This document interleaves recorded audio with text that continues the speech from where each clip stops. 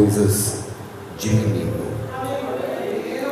Sem perca de tempo, abra a tua Bíblia comigo, livro de Gênesis, primeiro livro da Bíblia, capítulo de número 22, verso de número 8. Primeiro livro da Bíblia, Gênesis, capítulo 22, verso de número 8, que diz: E disse Abraão: Deus proverá para si o cordeiro ao holocausto, meu filho. Assim caminharam ambos.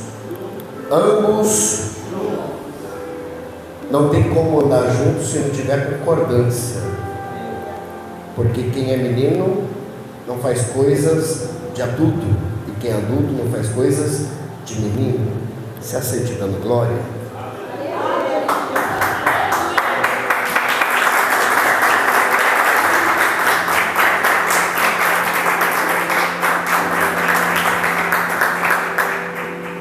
O texto que acabamos de ler, 1 Coríntios, capítulo de número 13, verso 11, vai nos relatar uma história verdadeira e verídica, que há 50 depois de Cristo, apóstolo Paulo, aquele mesmo que perseguiu a igreja, conhecido como Saulo de Tarso, ele vai para a sua segunda viagem missionária, e por ir pela sua segunda viagem missionária, juntamente com Silas e Timóteo, eles vão passar por algumas províncias essas conhecidas como Macedônia. Ele vai para Filipos, e saindo de Filipos ele vai passar por Tessalônica, Bereia. De lá ele vai sentido a Coríntios, depois Efésios. O texto vai dizer que quando ele chega em Coríntios, ele vai encontrar uma cidade idólatra, aonde a prostituição toma conta da cidade, aonde a deusa Diana e o deus Dionísio eram os deuses que eram adorados naquele local. O deus Dionísio, o deus do vinho, o deus da bebedice, o deus que gostava de trazer o povo para a prostituição. Existiam templos pagãos onde a prostituição era grande naquele local, e Paulo começa a pregar no templo, mas ele é rejeitado do templo. E Paulo, quando ele vai pregar à beira do rio, segundo os historiadores. Ele pregando à beira do rio, uma mulher que vendia púrpura, empresária, o chama ele para que ele viesse fazer o culto dentro da casa, e ali eles começam a fazer o culto. Uma outra mulher, um casal, aonde vai estar também lá em Coríntios, também vai chamar a Paulo para fazer o culto em casa. A igreja em Coríntios cresce, a igreja em Coríntios começa a se erguer. Priscila e Áquila começa a alavancar esse ministério profético em Coríntios. Só que não tem como crescer se não começa de baixo, porque tem gente que pensa que se ninguém vê ele, é porque ele não está crescendo. E não quer dizer que Deus esteja calado, que ele esteja ausente. Não quer dizer que ele esteja calado, que ele não esteja falando, que ele esteja ausente da tua vida. Não. Vou ser bem claro para que você venha entender. Jeremias, ele está em Anatote. Onde ele está? Aonde ele está? Quando ele está em Anatote, Deus fala: Jeremias, desce a casa do oleiro, porque lá eu vou falar contigo e te mostrar. Ele desce a casa do oleiro, vai ver o oleiro pegando barro, colocando sobre as rodas, modelando o barro até transformar em um vaso. O vaso se quebra na mão do oleiro, por um objetivo, que a massa do barro, ou o barro, estava podre ou apodrecido. A palavra quebrar no grego significa apodrecer. Então, se está apodrecido é porque precisa de um processo novo. Ele vai pegar o mesmo vaso que quebrou, porque na olaria de Deus não tem lixeira. Você não é uma pessoa insubstituível, você é uma pessoa que está na mão de Deus, e se Ele quiser quebrar de novo, Ele quebra, se Ele quiser fazer de novo, Ele faz, porque na olaria Ele não vai te dispensar jamais. Ele vai pegar você de novo, vai quebrar, vai fazer, vai molhar, vai tirar toda impureza e vai fazer um vaso novo. Só que do versículo de número 2 ao versículo de número 8, nós vamos entender que o único que fala com Jeremias é Deus. Só que o oleiro está trabalhando no barro, sim ou não? O oleiro fala alguma coisa? Não quer dizer que ele não esteja falando, que ele não está trabalhando. Eu vou ser mais sincero, livro de Isaías, capítulo de número 6. E o Senhor está ao alto, acima, no trono, assentado. Só que em momento nenhum saiu palavra alguma. Não quer dizer que ele está sentado, que ele não está trabalhando, porque aonde ele está, a tua presença invade a casa, e a casa se encheu da glória do Senhor.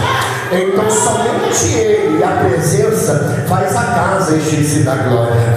Não precisa você falar, mas Deus, ninguém está me vendo, eu estou esquecido, não sei o que eu faço, mas Deus está dizendo, eu estou te vendo, eu estou te guardando, eu estou te livrando, porque você nessa noite é meu, e eu estou aqui para te ajudar.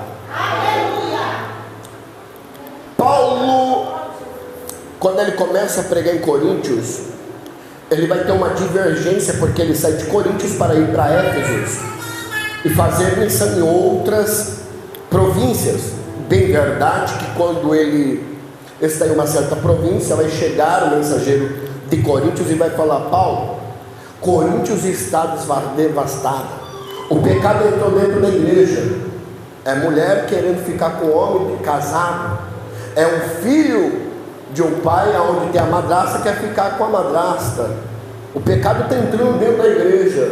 Paulo escreve a carta, uma dessas cartas é perdida, e quando chega a segunda carta, ele repreende a igreja a tal ponto que a igreja se centraliza e começa a buscar a Deus, tirando tudo que é de impuro e colocando tudo que é puro, a ponto de ele escrever um capítulo de número 11 de 1 Coríntios e falar acerca sobre a ceia, porque a ceia era celebrada, mas porém não tinha ordem. Alguns comiam na frente, alguns queriam comer a mais, e aí Paulo vai dizer, se tem alguém com fome, vá para casa e coma em casa. Esperamos uns pelos outros. Aí o texto vai dizer mais abaixo que Paulo vai dizer sobre acerca dos dons espirituais.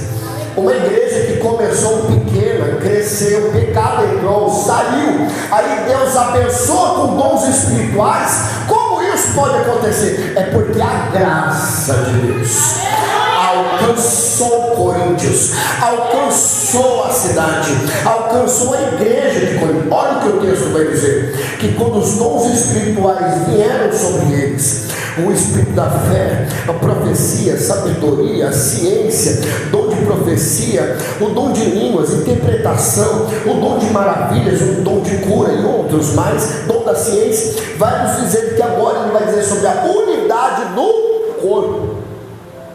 Porque não tem como a mão direita falar que não precisa da mão esquerda.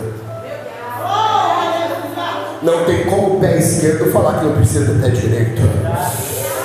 Não tem como eu ser um pastor itinerante e dizer, eu não preciso do meu pastor presidente. Porque se eu não estiver ligado na terra, eu não estou ligado também não. O texto mesmo vai dizer, tudo que é ligado na terra é ligado no. Se eu não estou ligado no céu, estou desligado. Como é que eu desligado vou pregar para você que está ligado? Eu vou ser mais bem claro. Se eu não tomo ceia, não venho para a igreja, não cultuo, mas cultuo fora e digo que eu estou bem, mas eu não estou ligado ao ministério.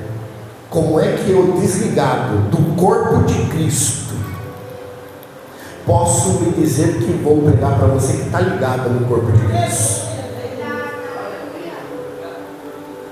Eu estou isolado, eu estou fora do corpo, e todo membro fora do corpo começa a podrer.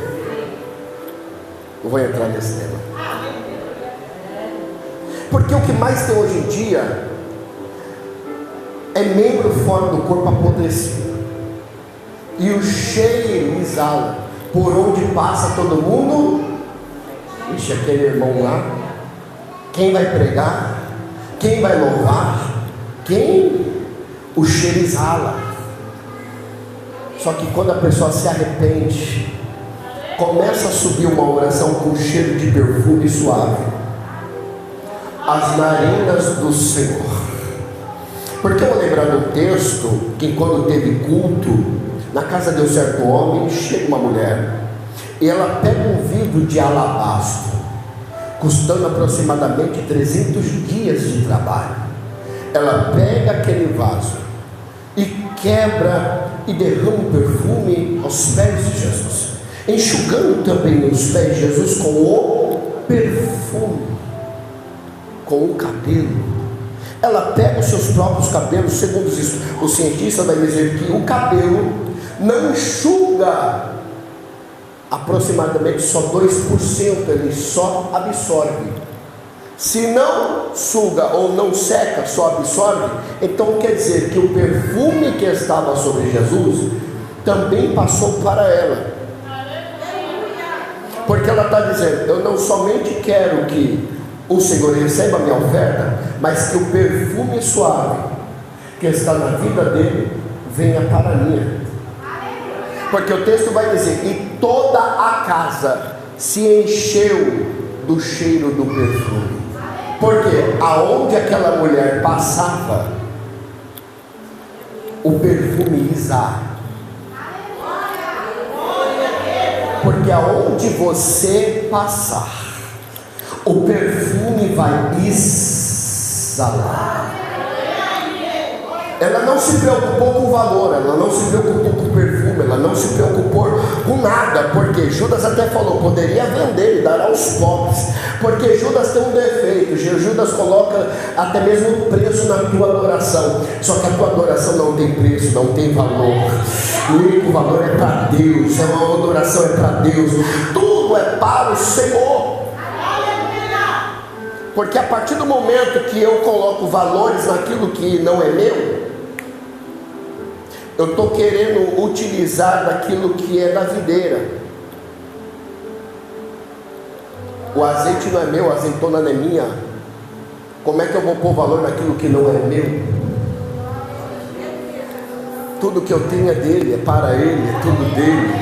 A glória é dele, o louvor é dele, a pregação também é dele, o estudo é dele, a inteligência, a sabedoria, tudo é dele, é para ele. Se eu disser que alguma coisa é minha, nada é meu, porque eu não deveria nem estar vivo. Mas ele olhou e falou assim, eu achei graça nesse menino, eu achei graça na mocidade, eu achei graça no grupo das irmãs, eu achei graça no corpo de obreiro, eu achei graça nos ministros. A minha graça alcançou quem era rejeitado, menosprezado, insignificante para muitos, porque é um pequeno vidro, aonde esse vidro tem uma fragrância, só que são das pequenas especiarias que estão as maiores.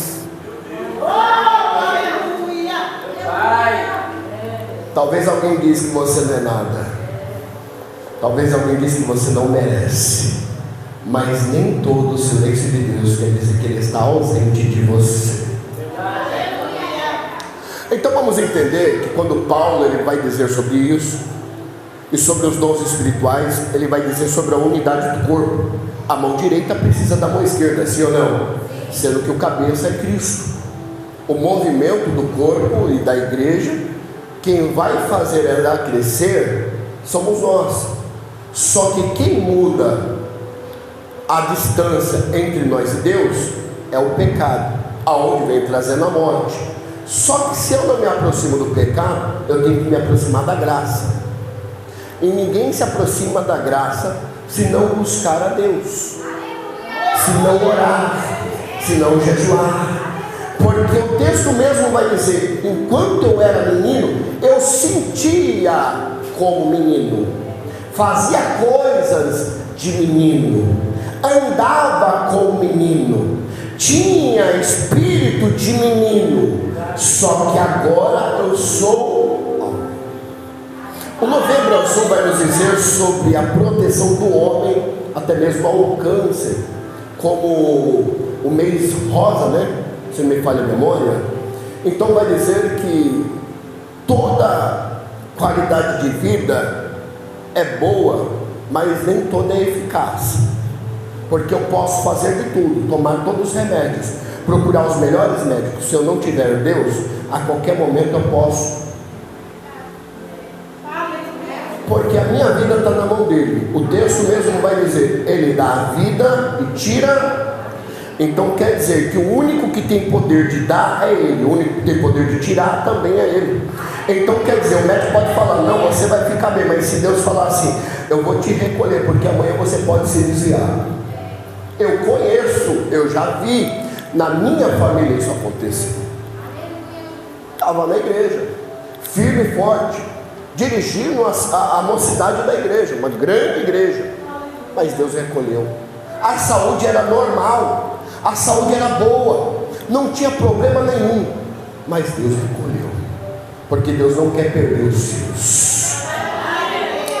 Aí o texto vai dizer que quando Paulo ele fala sobre isso, ele vai trazer agora a supremacia sobre a excelência da caridade, quer dizer, o amor, porque o amor tudo sofre, o amor suporta. Mesmo que se você tivesse diante das circunstâncias do problema de alguém te fazer mal, o amor cumpriria a raiva, o ódio e o rancor que foi gravado. Ah, mas ele falou mal de mim, menosprezou, me defamou. O amor cobre. Ah, mas ele não gosta de mim, ele fez isso e isso. O amor cobre.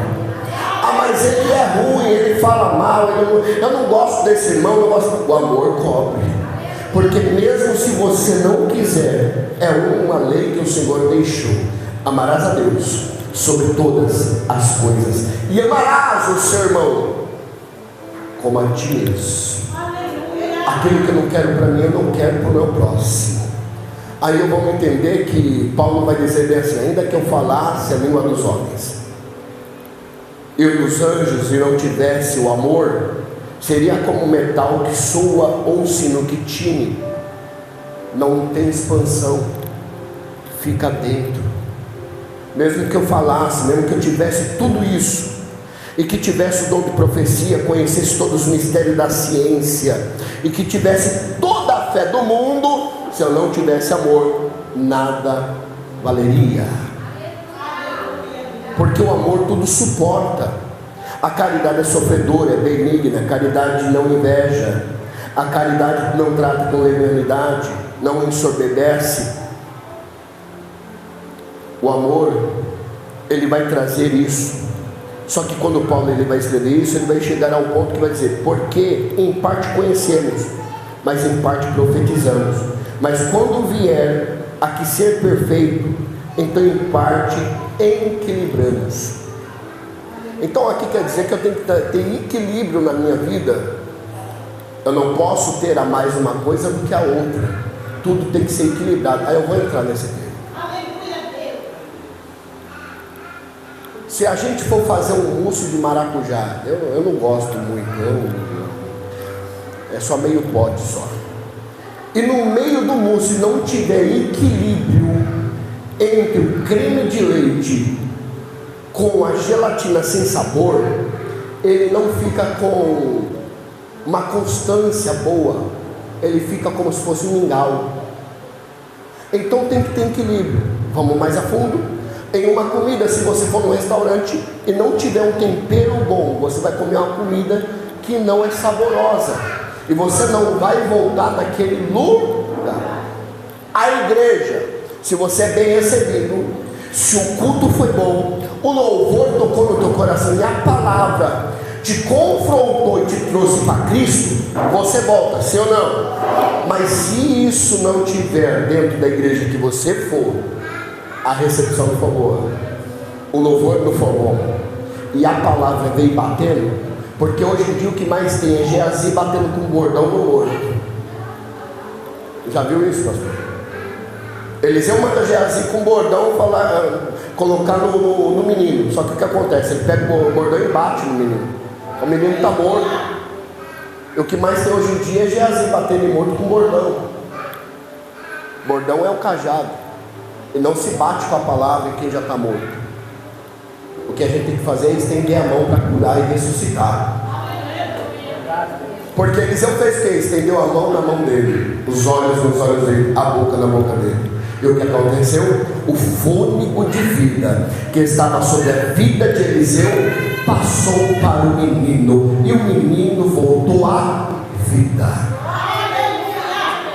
Então vamos entender que quando ele fala sobre equilíbrio, tudo tem que ter equilíbrio, o culto tem que ter equilíbrio, a comida tem que ter equilíbrio, a minha vida espiritual tem que ter equilíbrio, a minha vida financeira tem que ter equilíbrio, tudo tem que ter equilíbrio. Mas quando ele chega no versículo de número 11, ele vai dizer: quando eu era menino, falava, sentia, discorria, mas logo não demorou, logo não teve demora, logo não teve espera, logo não teve muito tempo, teve pouco tempo. Se você hoje veio para receber de Deus e falar: Senhor, aquilo que era de menino eu deixo, mas agora eu quero fazer aquilo que o Senhor quer que eu faça quando grande. Porque Paulo está querendo dizer, ilustrando, ele está querendo dizer: eu amadureci espiritualmente e abandonei os comportamentos e as mentalidades infantis. O que quer dizer isso, pastor? Aquilo que eu fazia sem pensar, ou agia na atitude do momento, eu deixo para fazer aquilo pensado. Porque quando você age sem pensar, você age com infantilidade. Mas quando você pensa para fazer, o algo sai melhor. Porque você não vai pegar um projeto que você não vai ter uma capacidade. Só que Deus não vai te dar projeto sendo que você não é capacitado. Quando Deus entrega projeto na tua mão, é porque Ele sabe que te capacitou para isso. Mas Deus, eu não sei o que fazer. Eu também não sabia. Dirigi uma vigília com aproximadamente 200, 300 pessoas dentro da igreja. Pegar um projeto grande para estar realizando junto com pregadores conhecidos. E eu falei: Senhor, eu não tenho nem condições financeiras. Aí o Senhor falou: eu preparo, eu dou. Porque se eu coloquei um projeto na tua mão, é porque eu te capacitei. Se eu coloquei um ministério na tua mão, é porque eu te capacitei. Se Deus abriu esta obra, é porque Deus capacitou. E quando Deus capacita, Ele fala: eu trago o financeiro, eu trago as pessoas, eu trago as vidas, e também coloco a minha glória neste lugar. Uma das coisas que Paulo ele está dizendo sobre esse versículo é o abandono da infantilidade, as coisas de menino, imaturidade, estabilidade, reações infantis, reações emocionais. Quer dizer que ele está dizendo: afasta-te daquilo que te faz ser um menino e venha para aquilo que te faz ser um. Porque tem certos momentos que a gente não pode ser mais. Quando menino eu falava: mãe, que era minha avó, me dá 10 reais. Naquele tempo era cruzeiro. Eu não sou tão velho assim, mocidade, eu sou novo. Me dá, naquele tempo eu não lembro que era o valor do cruzeiro. Me dá, que eu vou comprar bolacha. Ela falava não. A primeira coisa que eu fazia era chorar. Me esperneava, começava a me bater até ela me dar o dinheiro. Eu pegava o dinheiro, saia correndo no meio da rua, mostrava para os meus coleguinhas e falava: tá aqui, ó. Eu consegui, ó. Ia lá, comprava, mas quando eu voltava para casa, voltava sem bolacha, porque os meninos me paravam na rua e comiam tudo. Adiantou? Só que aí um dia o meu avô falou: nem tudo é de graça nessa vida. Com 12 anos eu comecei a ajudar ele na obra. E toda vez que eu ajudava, eu pegava aquele troquinho que ele me dava. Só que eu não ia gastar, eu guardava. Porque eu dava valor a mais aquilo que eu ganhava com esforço do que aquilo que eu ganhava sem esforço. Eu vou repetir para você. Eu dava mais valor com aquilo que eu ganhava suado do que aquilo que eu não ganhava sem esforço nenhum. Porque tudo que vem fácil, vai fácil. Mas tudo que vem com esforço, você dá valor. Porque você batalhou, você lutou, você teve estratégia. Deus te deu estratégia. E quando você vai, Deus ele abençoa. Até um dia que eu cheguei na igreja, minha avó me levava para uma igreja lá embaixo, perto do Campo do Sete. E lá o pastor estava falando sobre dízimos e ofertas, que tinha que tirar os 10%. E eu não sabia o que é isso. Eu peguei uma moedinha e coloquei dentro da salva. A minha avó ficou olhando aquilo e falou: mas o que você fez? Eu falei: aquela moeda que você me deu, eu coloquei. O pastor não falou sobre dízimo e oferta? Desde pequeno, o Senhor fazendo de mim um homem, tirando as coisas de menino. Só que eu não pedi, Ele me escolheu. E Deus, Ele te escolheu nessa noite. Ele falou: eu vou fazer de você uma grande mulher, um grande homem. A dificuldade pode até mesmo vir, mas quando a pureza de Deus vem, Ele fala: aquilo que você falava, aquilo que você sentia, aquilo que discorria, logo vai chegar ao fim. Esse logo é hoje. A partir de hoje, agora você vai fazer coisa de humano, você vai fazer coisa de homem, você vai fazer coisa de mulher, você vai fazer coisa de pessoa autoritária. Se um dia alguém falou: você não vai conseguir chegar numa faculdade, você não vai conseguir um emprego bom, você não vai conseguir uma casa boa, Deus está dizendo: a partir do momento que você deu o primeiro passo, que você está aqui na casa do Senhor, você esqueceu que você era menino, agora você vai fazer coisa de pessoa grande. Vou finalizar essa mensagem, vou lá para o livro de Abraão, de Gênesis, falando sobre Abraão. Uma coisa que me chamou a atenção foi que quando Abraão ele sai da terra dos seus pais, da parentela, ele ainda tem uma atitude de menino. Ele vai levar o seu sobrinho Ló. Aí eles vão se separar. E a segunda atitude que ele tem é quando ele tem que mandar o seu filho, o seu primeiro filho, embora, para que ele viesse ir para o deserto, mas não morre no deserto, ele cresce no deserto. Eu vou repetir: o menino vai para o deserto, sim ou não? Ele morre no deserto? Então ele cresce. Então quer dizer que no meio do deserto, no meio da dificuldade, mesmo sendo um menino, ele cresce. Vamos mais a fundo. O menino cresce, não é porque o pai rejeitou, não é porque foi uma autorização de Deus mandar o menino, mas é porque Deus já tinha um projeto com ele no meio do deserto, onde ninguém te dá valor, onde ninguém te vê, é onde você vai crescer.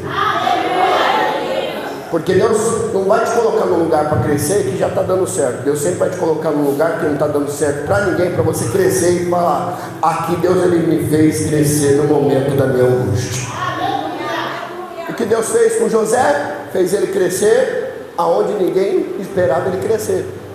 Jogaram ele num buraco, tiraram ele de lá, venderam ele, acusaram ele de ter abusado da mulher de Potifar, depois levaram ele para dentro da prisão. Dentro da prisão ele se tornou o chefe da prisão, tiraram ele da prisão para interpretar um sonho, e de um sonho ele se tornou governador.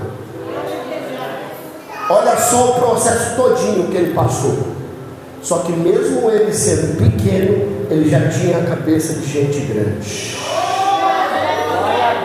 Olha o que acontece na vida de Abraão, para me fechar essa mensagem. Abraão agora ele vai ter um filho por nome Isaac. E naquele momento que ele vai ter um filho, o texto vai dizer que ele vai fazer uma grande festa. Sim ou não? Só que tem festa, mas não tem altar. Está tendo comemoração, mas não está tendo altar. Porque o que mais Abraão fez na vida dele, tanto ele como Jó, foi levantar altar. O que adianta ter festa, o que adianta ter comemoração, mas não ter adoração, não ter louvor, não ter palavra, a graça não alcançar. O que adianta ter tudo isso e não ter diante daquela festa um altar levantado? Porque o que ele tinha que fazer era levantar altar para agradecer a Deus, mas o que ele faz é comemoração antes de fazer o altar. Só que o texto vai dizer que Deus chega até Abraão e fala: Abraão, levanta-te, porque eu quero que você me entregue o seu filho como holocausto. Ele vai pegar o filho, vai levantar, vai chamar 2 moços, vai pegar uma jumenta, vai se equipar e vai para o monte onde Deus vai lhe mostrar. Deus não mostrou ainda, Deus vai lhe mostrar. Deus mostra o monte, ele deixa os 2 moços, deixa o jumento e sobe com o seu filho. A primeira coisa que eu aprendo com isso, que coisa de menino é coisa de menino, coisa de adulto é coisa de adulto. Primeira coisa que eu aprendo é que o seu pai coloca as madeiras que ele cortou a madrugada toda sobre os ombros do... Porque se eu não me ensinar o meu menino enquanto ele é pequeno, depois que ele crescer ele vai querer bater na minha cara. Eu tenho que ser realista. Se eu não ensinar o menino do jeito que deve andar, ou o caminho que deve andar, depois que ele crescer ele não vai querer saber nem quem eu sou. Então ele ensina o menino desde pequeno: carrega a lenha, eu corto, você carrega. Eu corto, você carrega. Eu corto, mas você carrega. Aí eu estou vendo uma coisa que está acontecendo na Bíblia, eu vou conjecturar. Deus olhando do céu e falando: eu corto, mas o madeiro é você que carrega. Aí o texto vai dizer que ele está subindo com seu pai e fala: papai, diga, filho, aqui está o cutelo, o fogo, aqui está a madeira, e aonde está o cordeiro? O pai vira para ele e fala: meu filho, Deus proverá o cordeiro. Mas espera aí, como é que o menino vai entender sobre sacrifício na sua pequenez? É porque ele já sabia como que se fazia um altar, porque não se aprende depois de grande. Glória a Deus. Eu não tenho que esperar eu crescer, eu não tenho que esperar acontecer, eu não tenho que esperar a porta se abrir, eu tenho que atravessar e ir para o outro lado. Só que o texto vai dizer que quando ele diz que Deus proverá, ele pega, monta o altar, coloca a lenha, pega o menino, coloca sobre o altar e amarra o menino. Por que ele amarra o menino? Porque o sacrifício, quando era colocado, se debatia.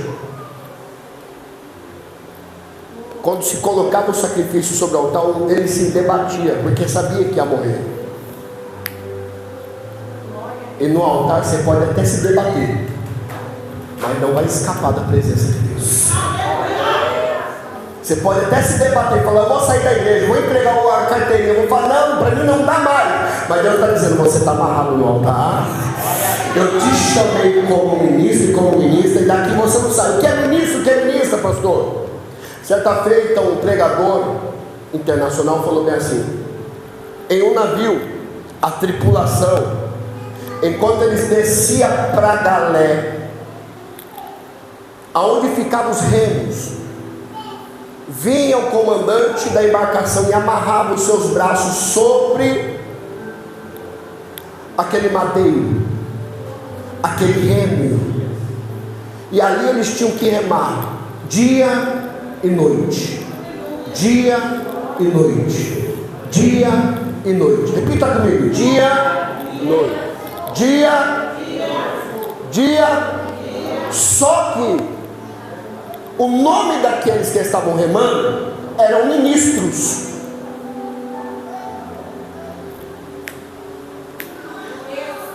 Mas a prova está vindo, pastor Leandro. Em casa não tem nada. As dificuldades, eu vou largar, não tem como mais. Você está amarrado. E o que eu tenho que fazer, pastor Rogério? Rema. Rema. Rema. Porque não tem como você voltar mais para trás. Você já está amarrado. Você é ministro do Senhor. Não tem como você falar, eu vou recuar, não aguento mais, eu largo a cruz, para mim não dá mais. Não tem como, porque você já está amarrado. Somente rema. Rema, porque diante da dificuldade você não é mais menino, agora você é um homem, você é uma mulher, você é adulto. Aí quando eu levanto o cutelo para sacrificar seu filho, coisa de fração de segundos, milésimos, o anjo diz: Abraão, não faça isso. Eis aí o sacrifício. Agora eu vi que você serve a Deus. Confia nele. É fiel. Porque um dia você foi menino, fez coisas de menino, mas agora eu estou vendo que você já é homem. Esqueceu das coisas do passado e agora está vivendo o novo de Deus. Abandonou a infertilidade, sim. Teve crescimento espiritual, sim. A maturidade em Cristo cresceu. Agora sacrifica, pega o sacrifício, sacrifica e vai com o seu filho para casa, porque a partir de agora há prosperidade na tua vida. Porque Deus prometeu para Abraão tudo do bom e do melhor. E o que Deus está falando para você é: se você continuar, se você fazer o que o Senhor está mandando, você vai ter tudo do bom e do melhor. Mas eu te digo uma coisa: não quer dizer que você não vai ter luta, não quer dizer que você não vai ter prova, perseguição direto. Alguém falando mal de você, vai ter, mas tocar em você ninguém pode. Eu te provo na Bíblia. Jó estava com a sua família de boa. Aí está tendo reunião no céu e Satanás chega. E aí o Senhor pergunta: de onde vieste? De passear e rodeará? E o que mais tem hoje em dia, pastor Leandro? Eu vou falar. São pessoas assim. Certa feita eu perguntei para um amigo meu: e aí, como é que você está? Está por onde? Ah, estou por aí. Como assim? Ah, um dia eu prego ali, outro dia eu prego aqui, outro dia eu tomo Santa Ceia na igreja de um amigo meu, mas e congregando? Estou numa igreja ali ajudando, depois eu ajudo a outra. Aí eu entendi, está de rodear a terra e passear por.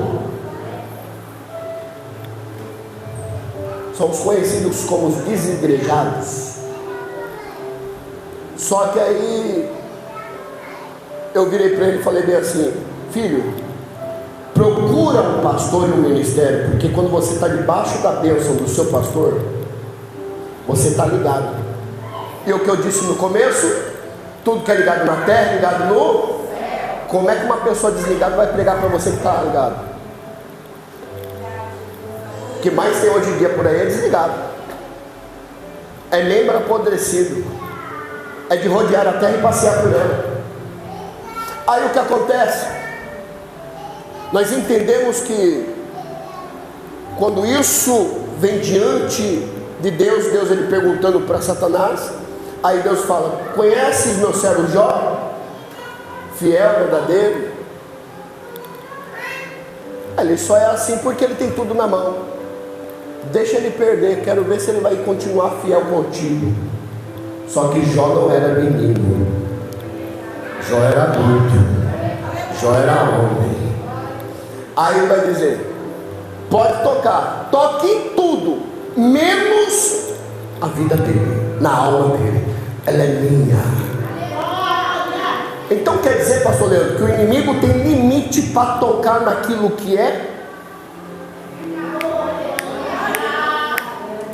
E para ele tocar, ele tem que ter autorização? Não, porque o inimigo está fazendo arruaça na minha vida, na minha família, na minha casa. O inimigo só faz se você dá brecha. Eu vou ser sincero: o inimigo só faz aonde tem brecha. Eu só entro numa casa se o portão tiver a. como é que está a porta da tua casa? Como é que está a tua vida espiritual? Como é que está a sua vida no dia de hoje? Porque a parte do menino você tem que deixar para trás. A partir daqui para frente você tem que fazer coisas de adulto, de homem, de mulher de Deus. Não se esqueça, o caminho vai ter pedras, espinhos, mas Deus está te acompanhando. Ah, mas como que isso vai acontecer? Jesus mesmo falou: eu vou para com meu Pai, mas intercedei para que vos deixe, meu amigo, o Espírito Santo consolar. Romanos 8 vai dizer: ele intercede por vós com gemidos inexprimíveis. Enquanto você não tem lágrimas mais para orar, está me entendendo? Você mesmo de vermelho. Enquanto você não tem mais forças para nada, Deus está dizendo, o Espírito Santo está dizendo assim: eu estou intercedendo por ela, porque enquanto ela não consegue mais orar, só as lágrimas dela, eu intercedo por elas com gemidos inexprimíveis, porque Deus achou graça em você e falou: é uma pequena especiaria, mas tem uma fragrância agradável a Deus. E Deus achou graça em você e disse: eu não me esqueci da tua vida. E estou dizendo: estou te acompanhando aonde você estiver, estou te abençoando no dia de hoje, visitando a tua família e dando livramento de morte dentro da tua casa.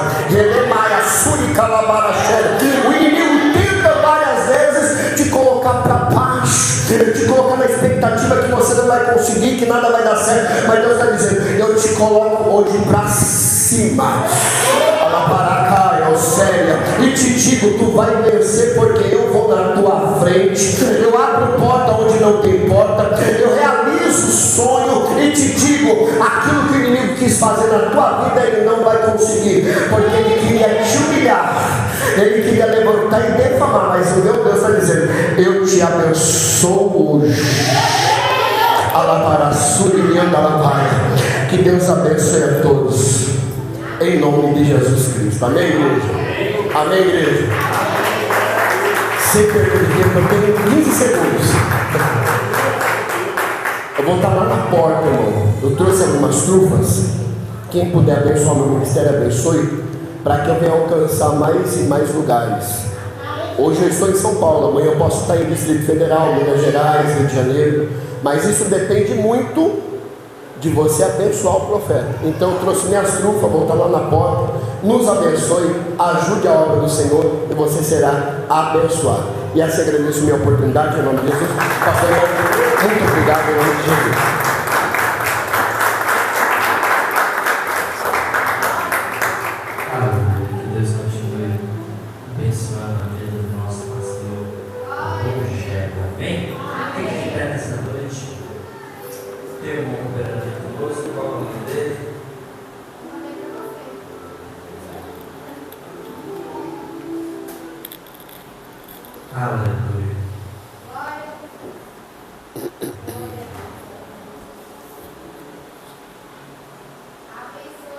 Irmão Messias, igreja Tempo Sou, que Deus te abençoe, amém? Por estar conosco hoje, amém? Que Deus continue abençoando a nossa vida do nosso pastor Rogério, amém. Que Deus abençoe